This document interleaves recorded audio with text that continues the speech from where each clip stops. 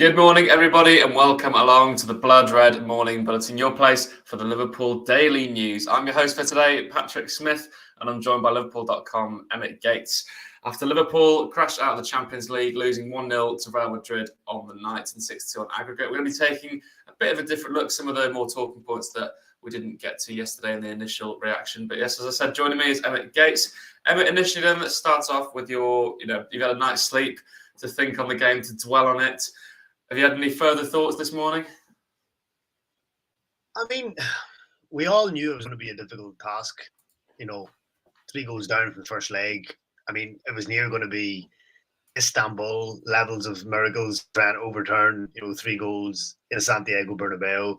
I think, to be honest, what most of us probably just hoped for was a good performance. Something to kind of pin the rest of the season on and just go, look, this is what the level Liverpool can get to, despite the result of the first leg. It didn't really pan out that way. I think as most of us we recognise now that it was, I wouldn't say a listless performance, but there was a real lack of creativity from Liverpool, apart from 1 or 2 half chances. And it wasn't really the kind of performance that you kind of wished to exit Europe on. I think we all hoped it was more wishful thinking than anything, but you can hope maybe that Liverpool could have won like 2-1 or 2-0 or 3-1, kind of made it a bit closer on aggregate. But the fact that it ended up 6-2, I mean, it's probably a fair result over the balance of the 2 games. But I just think Liverpool fans, I know you yourself and also me, probably would have hoped just a better performance, just kind of to exit Europe with your head held high, as opposed to what ultimately happened. Yeah.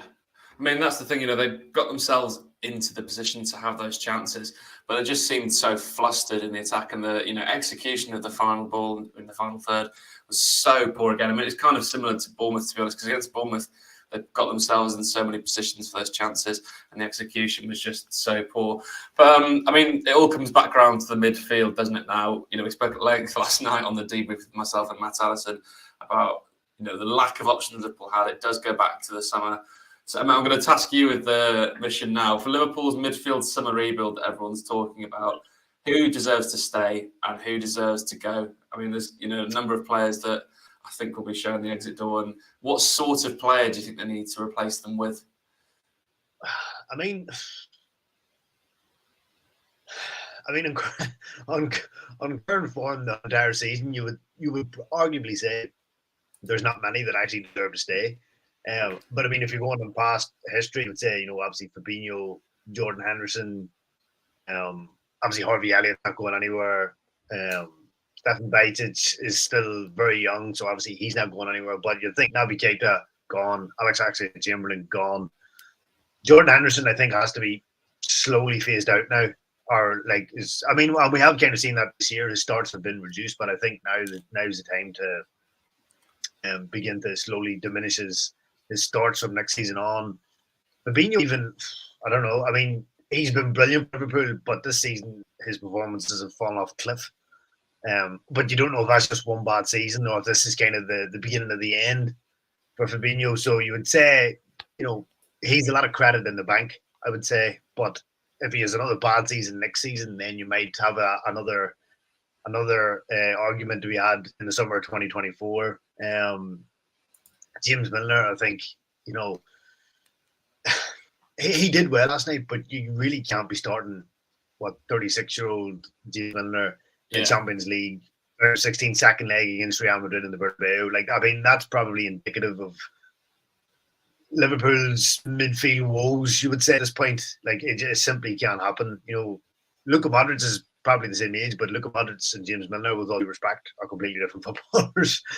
I mean, Modric was brilliant again last night. So I think, those would definitely be the first to go. In terms of who they get in, I know we all said, Jude Bellingham, but between price and the competition from Real Madrid and Manchester City, the chances of getting Bellingham, I don't know, what do you think you would put the chances of Liverpool getting Bellingham at this point are? You say 50%? 70%. What do you If think? that now, yeah. I mean, it's decreasing by the day, I think, isn't it? They're having this big conversation on BT Sport last night. Michael Owen and Rio Ferdinand have a bit of debate over it. Because the thing is, I mean, like, let's say Liverpool don't qualify for the Champions League. Is Bellingham going to want to join them? And then let's say that, God forbid, scenario happens. Who on earth do you bring in then?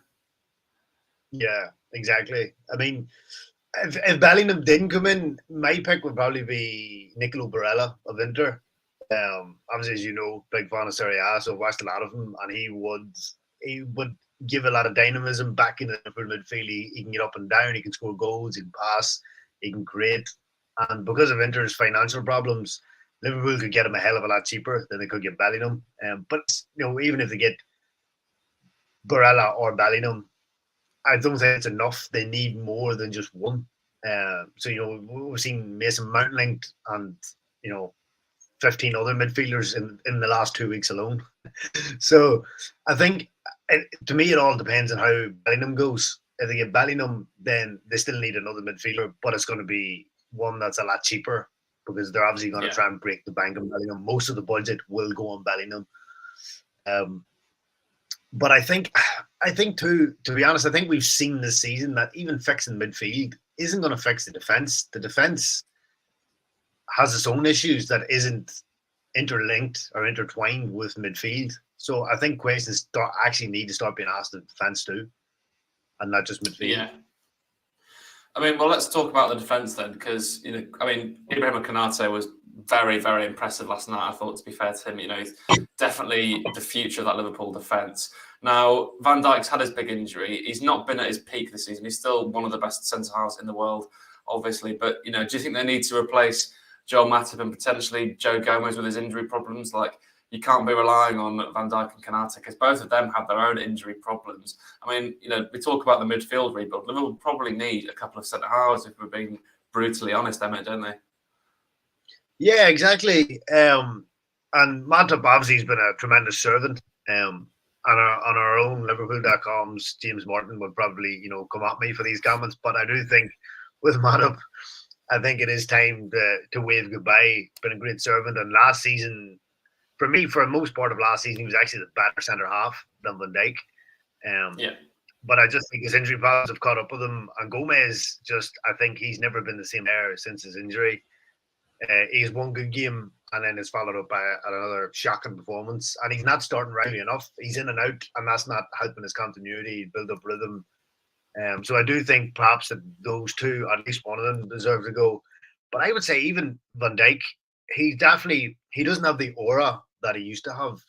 Like 2 or 3 years ago, before pre-injury, strikers actually would have been afraid to take him on, because they just knew that A, he was too tall, and B, he was too fast, and C, too physical. But I think now we saw it in the Bournemouth defeat. Like, wingers and opposing strikers aren't afraid to take him on anymore. He's lost that aura of invincibility, and he's definitely not been the Van Dijk of old. And I don't think he's even been the same post injury. He's still a very good defender, but I do think in the next couple of years, Liverpool need to be thinking, right, I think Van Dijk's time is going to be up sooner rather than later. And I agree with you. I do think a couple of midfielders and a couple of centre halves are definitely needed, I would say, in this transfer window. I do think, to be honest, if Liverpool were a film franchise, then a reboot, a massive reboot. Yeah. I mean, Liverpool supporting Josko Gvardiol would be my pick, but I don't think they'll have the budget to get both him and Bellingham. But the point you make about Van Dijk, that after such a serious ACL injury, when you're going to lose that yard of pace, we are seeing players fly past him now that have pace, and that was an unheard of thing a couple of years ago. It's kind of sad to see, but he's still got that imperious style, in physical defending. I think he just needs someone maybe a bit more dynamic alongside him, because we mentioned Joe Gomez. He's had surgery on both ankles. I think he's had, an ACL injury. He's had an Achilles injury. He's just a broken player, and it's kind of sad to see that the potential Gomez had. I think now is the time to realise I don't think he's going to be that man to be the third choice centre back. I think, they slowly need to phase him out as hard as that is for him. But just round off an Emmet. Jamie Carragher on CBS's coverage of the Champions League sort of had a bit of a dig at Trent Alexander-Arnold. Now, Jamie's defended himself with Liverpool.com's David Lynch, pointing the finger at him on Twitter this morning, I saw. I mean, what do you think of it? Carragher's comments are basically that Trent's got comfortable in his position. He knows he's not going to get dropped. Do Liverpool need a sort of backup, or not even a backup, a right back to challenge him, maybe with a more defensive approach for those games where you do need to sort of dig in and have a defensive-minded right back? Yeah, I mean, to be honest, I would agree with Carragher. Honestly, I've never been a big fan of Trent's defensive ability. He did improve last season, but I think he was also covered to the extent of the fact that Liverpool were flying last season on top form, and his defensive frailties could be, covered or masked. Now that, other players in the team, Van Dijk, we've talked about, Gomez, Matt, they're out of form, and the midfield's not as sturdy as it was last season. I think you're seeing Trent getting exposed. It seems he gets exposed every game, or every second game, getting exposed by an opposing winger, an opposed striker. And he's definitely regressed in terms of his defensive capabilities, shall we say, this season. But I mean, it could be one of those where it's just, his form is one of those, the whole team's been affected. So maybe perhaps I've been a little bit harsh, but instead of that, it's clear, and it always has been clear, that his strongest attributes are going forward. He's been like the Cafu, the Brazilian legend Cafu, whatever. But Cafu could also defend. That was the thing. That's, he wasn't clearly just an attacking Brazilian cliched right back. He could actually defend. I mean, you don't play in Serie A for 15 years if you don't know how to defend. So Trent has obviously been compared to Cafu, but Cafu could defend. Trent's defending has gone backwards this season. I think we can all recognise that and identify that. So I'm kind of with Carragher, and we've written, I think all of us have written on Liverpool.com before, that on the right side, Liverpool need a Kostas Tsimikas, someone to push Trent, because the alternative was Joe Gomez last season or James Milner. Both of them aren't natural right backs. So I do think Carragher's right. Liverpool need either a backup right back or someone to actually challenge Trent, because he has got comfortable. And Trent excels against the likes of, your Bournemouths or a team in the lower half that will maybe dig in deep, and Trent can ping balls about, cross balls to the backs. But when you're playing against the likes of Vinicius Jr. or, teams of Real Madrid's quality, he does get found out. And there was one moment last night where Luka Modric kind of made out of me, like little lofted the ball over his head and chipped it into the box. It was for Benzema. Like, it was beautiful play by Modric, but it was just one of those, like, there's Trent being, made a fool of again. So I'm definitely with Carragher. I do think Liverpool they essentially need a right-sided version of Kostas Tsimikas, someone to come in and push Trent and get him out of his comfort zone. So yeah, I'm on board with Carragher. Yeah. Ironically, it was kind of Cafu-esque from Modric, I suppose, there, wasn't it? But I completely agree